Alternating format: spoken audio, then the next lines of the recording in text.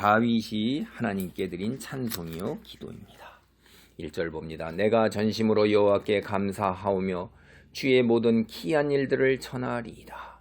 그러니까 이게 참된 마음, 이것이 굉장히 중요한 거예요. 여기서 전심이라는 말이 우리가 정말로 전심을 다해서 하나님께 나아가냐, 기도하고 찬송하냐 하는 거예요. 믿고 의지하고 나아가냐, 이게 굉장히 중요하죠.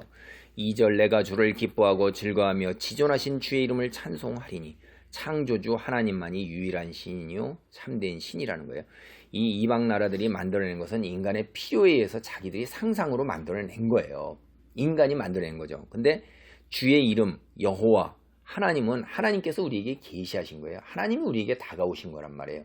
만들어낸 것이 아니라는 거죠. 그 만들어낸 것이 아니라는 것이, 세상 사람들은 자기들이 다 형통하는 것 같고 자기들이 계획하고 그 간계를 꾸미고 그 다음에 흉계를 꾸미고 이런 것들이 의도대로 다 이루어지는 줄로 생각해요.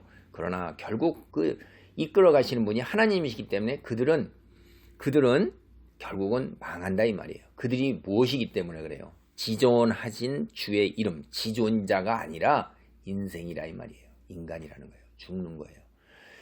지존하신 주의 이름은 영원한 거예요. 영원. 그래서 우리가 여기 더 읽어보면, 내 원수들이 물러갈 때 주 앞에서 넘어져 망함이니이다. 주께서 나의 의와 송사를 변호하셨으며 보좌에 앉으사 의롭게 심판하셨나이다. 이게 심판이 굉장히 중요한 거고, 그 다음에 보좌라는 거예요. 통치의 권력을 갖고 이 세상에서 살아갔을 때 마지막에 결산을 해야 되는 그 심판, 그게 누구냐 이거예요. 우리가 현재 살고 있는 통치자들, 그 사람들이 아니라는 거예요. 그래서 5절 6절을 보면, 이방 나라들을 책망하시고 악인들을 멸하시며 그들의 이름을 영원히 지으셨나이다. 원수가 끊어져 영원히 멸망하여 싸우니 주께서 무너뜨린 성읍들을 기억할 수 없나이다. 여호와께서 영원히 앉으시며 심판을 위하여 보좌를 준비하셨도다. 영원하시잖아요. 하나님의 나라는 영원한 나라고 세상 나라들은 지나가는 거예요. 우리가 역사에서도 얼마나 많은 통치자들이 쓰러져 간 걸 알죠. 그리고 심판, 정말 마지막 심판의 보좌 앞으로 나아가야 되는 것. 근데 그 심판이 8절 보면 공의로 세계를 심판하시며 정직으로 만민에게 판결을 내리시는 거예요. 기준이 변함이 없으세요.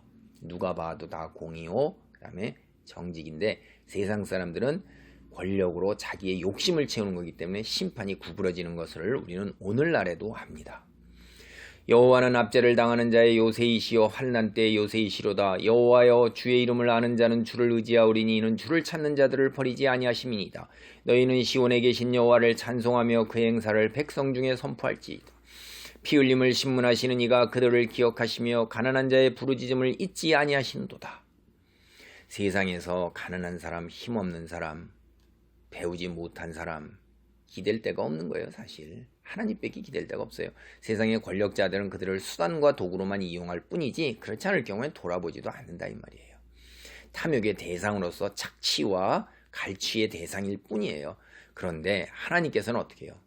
그것을 갖다가 그대로 두지 아니하셔요. 모든 사람을 다 정의와 공의와 정직으로 나가셔요. 그래서 하나님을 의지하는 자는 하나님께서 절대 버리지 아니하신다 이거예요. 그래서 그것을 근거로 해서 다윗이, 여호와여 내게 은혜를 베푸소서, 나를 사망의 문에서 일으키시는 주여, 나를 미워하는 자에게서 받는 나의 고통을 보소서. 그리하시면 내가 주의 찬송을 다 전할 것이요 딸 시온의 문에서 주의 구원을 기뻐하리이다. 이게 지금 현재 살아가는데 사망의 문이고 고통이 있는 거예요. 다윗이 다 형통한 것 같아도 그러지 아니하고 인생에서는 하나님께서 그 즐거움과 고통을 숨겨놓으셨고 섞어놓으셨어요. 그래서 우리가 스스로 전능자의 위치에 서서 기대하지 못하도록 하나님의 기묘한 뜻이 있는 것을 성경이 그렇게 증거를 하고 있습니다.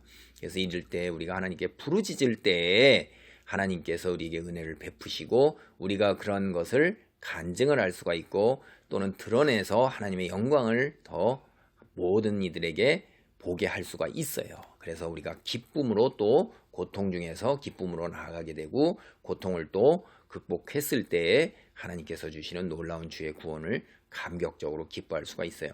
그러나 세상 사람들은 달라요. 15절부터 볼래요? 이방 나라들은 자기가 판 웅덩이에 빠지며 자기가 숨긴 그물에 자기 발이 걸렸도다. 여호와께서 자기를 알게 하사 심판을 행하셨으며 악인은 자기 손으로 행한 일에 스스로 얽혔도다. 악인들이 수월로 돌아가며 하나님을 잊어버린 모든 이방 나라들이 그리 하리로다. 그러니까 세상 사람들이나 이 권력자, 통치자 이 사람들은 다 자기의 간계와 계획이 성공하는 것 같고 자기가 능력자고 지혜로운 자 같지만은 결국 자기가 판 웅덩이에 지가 빠지는 거고 자기가 친 그물에 지가 걸리는 거예요. 그래서 자기 손으로 행한 일에 스스로 얽힌다 하는 거예요. 그래서 하나님의 심판이 그렇게 가는 거예요. 결국 그들은 어디로 가요? 수올, 지옥이에요. 그리고 그들은 잊혀지는 것입니다. 천국에서 잊혀지는 거예요. 그러나 믿음이 있는 자, 그 자들은 다르죠. 18절 볼래요? 궁핍한 자가 항상 잊어버림을 당하지 아니하며 가난한 자들이 영원히 실망하지 아니하리로다. 이 궁핍한 자나 가난한 자는 세상에 고아와 과부와 여행하는 자들이에요. 기댈 데가 하나도 없는 거죠. 텃세로 여행하는 자는 힘들고 고아와 가난한 자들은 경제적 능력이 없어요. 그러니까 그러나 그런 사람들조차도 하나님께서는 잊어버리지 아니하신다 이 말이에요. 하나님을 믿는 믿음이 있는 자들이 하나는 거예요. 이거는 여호와여 일어나사 인생으로 승리를 얻지 못하게 하시며 이방 나라들이 주 앞에서 심판을 받게 하소서. 여호와여 그들을 두렵게 하시며 이방 나라들이 자기는 인생일 뿐인 줄 알게 하소서. 셀라. 자기는 절대 신이 아니다는 거예요. 그리고 자기는 죽는다는 거예요.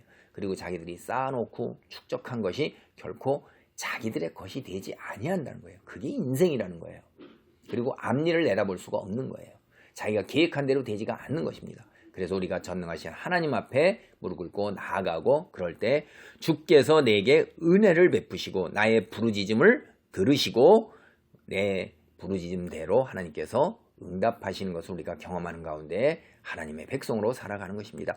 다윗이 이러한 믿음을 가지고 살았어요. 우리도 이러한 기도 속에서 이러한 기도가 응답받아서 살아계신 하나님을 체험하고 만나고 하나님의 인도와 보호하심을 우리가 더욱더 크게 믿고 의지하고 나아가는 이런 자리에 있어야 될 줄로 합니다. 그러한 축복이 우리 모두에게 있기를 바랍니다. 아멘.